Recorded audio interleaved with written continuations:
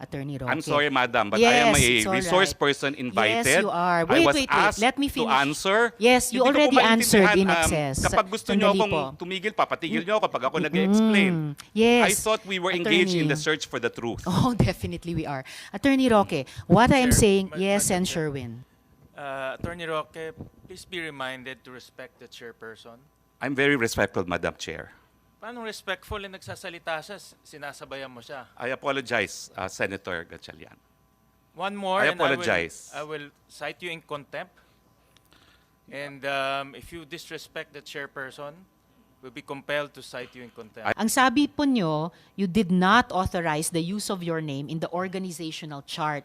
That was submitted as an official attachment by Lucky South 99 to PAGCOR. Totoo So, kasalanan po yan ni Cassie Linong, tama ba? Hindi po. Kasalanan Hindi. po yan ng kung sinong gumawa. Eh, sino dahil ang wala gumawa? naman pong establishment. Gumawa po niyan Lucky South. Yes. Dahil sila po nag-a-apply. Na si Cassie Linong ang isang ano doon. Wala ang po pa boss tayong doon. ebidensya na nagpapakita kung sino nag-submit talaga ng mga dokumento, but PAGCOR can confirm kung sino talaga nag-submit ng mga dokumentong yan. Okay, we will Pero- ask PAGCOR that again later. We asked them before. Basta ang malinaw po sa komite ay yung organizational chart na yan na may drawing, may box, na legal, na nandun yung pangalan nyo, was one of the official attachments sa submissions ng Lucky South 99 sa PAGCOR.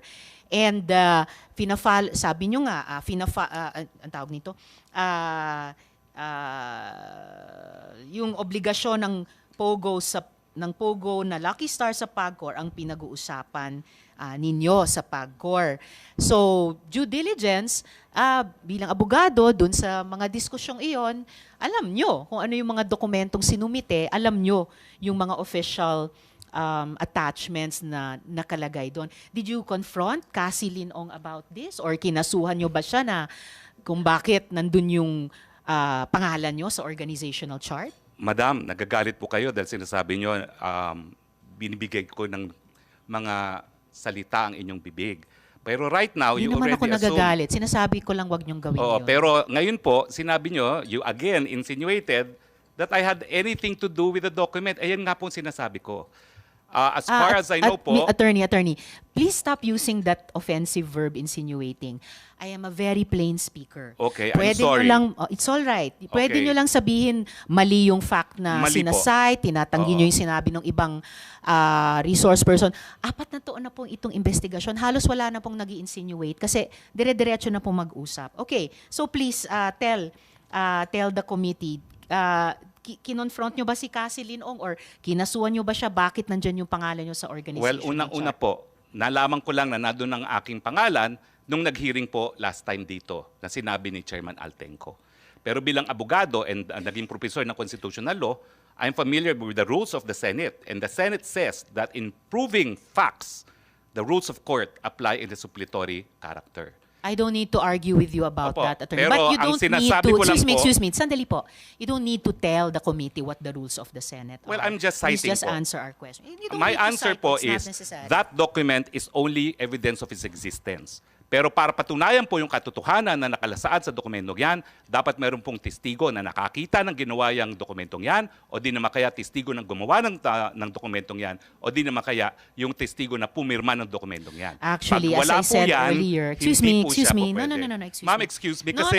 no, excuse me, Attorney Roque. I'm sorry, madam, but Yes, I am a it's all resource right. person invited. Yes, you are. I was Wait. asked Let me to finish. answer. Yes, you Hindi ko po already answered in maintindihan, excess. Kapag gusto nyo Sandali akong po. tumigil, papatigil nyo ako kapag ako nag-explain. Yes. I thought we were engaged in Attorney. the search for the truth. Oh, definitely we are. Attorney Roque, what I am Chair, saying, Ma- yes, Madam and Chair. Sherwin. Attorney Roque, please be reminded to respect the chairperson. I'm very respectful, Madam Chair. Paano respectful na nagsasalita siya, sinasabayan mo siya? I apologize, Senator Gatchalian. One more, I and apologize. I will cite you in contempt. And if you disrespect the chairperson, we'll be compelled to cite you in contempt. I understand and I apologize. Huwag mo naman Your Honor. sabayan siya, nagsasalita siya, siya ang chairperson. Okay, Your Honor. I understand. I apologize. Salamat, Sen Sherwin. At salamat, Attorney Roque, sa apology nyo kay Sen Sherwin. All I'm saying is, there is no need for any resource person to cite the rules of the Senate to a Senate committee. We know that. So please just answer the questions which are being asked of each resource person at length with an embarrassment of time para masagot nyo yung mga tanong. But please stick to the topics and do not lecture a Senate committee about the rules of the Senate committee. We know that. We correct ourselves kapag lumalabag kami doon.